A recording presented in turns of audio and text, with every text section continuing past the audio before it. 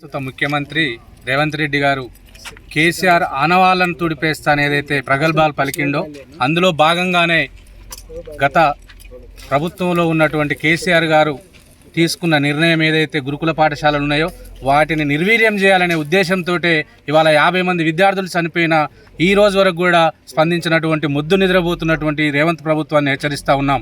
అంతేకాకుండా గతంలో కేసీఆర్ గారు ప్రజా సంక్షేమము అభివృద్ధి సంపదను పెంచి ప్రజలకు పంచాలనే ఉద్దేశం ఉండే. కానీ ఇప్పుడు ఉన్నటువంటి రేవంత్ రెడ్డి ప్రభుత్వానికి ప్రజలను ముంచాలే, దోసుకోవాలి, దాచుకోవాలనే ఉద్దేశంతో ఉంటున్నారు తప్ప ఇవాళ తెలంగాణ ప్రజల గురించి కానీ తెలంగాణ విద్యార్థుల గురించి కానీ వారి భవిష్యత్తు గురించి కానీ పట్టించుకునే పాపన పోలేదు. కాబట్టి ఇవాళ మా గౌరవ వర్కింగ్ ప్రెసిడెంట్ కేటీఆర్ గారు ఇచ్చిన పిలుపు మేరకు ఇవాళ మేము గురుకులాలు తిరుగుతూ ఉన్నాం. ఎక్కడికక్కడ గురుకులాలకు తాళాలు వేయడమే కాకుండా విద్యార్థులను రానియమని, కనీసం విద్యార్థులతో మాట్లాడనీయకుండా కూడా వాళ్ళను రూమ్లలోనే మీరు ఉండండి, వాళ్ళని కలవద్దు అనే విధంగా ఒక విద్యార్థులను బంధించి పెంచే విధంగా చేస్తున్నటువంటి ప్రభుత్వాన్ని మరొకసారి హెచ్చరిస్తూ ఉన్నాం.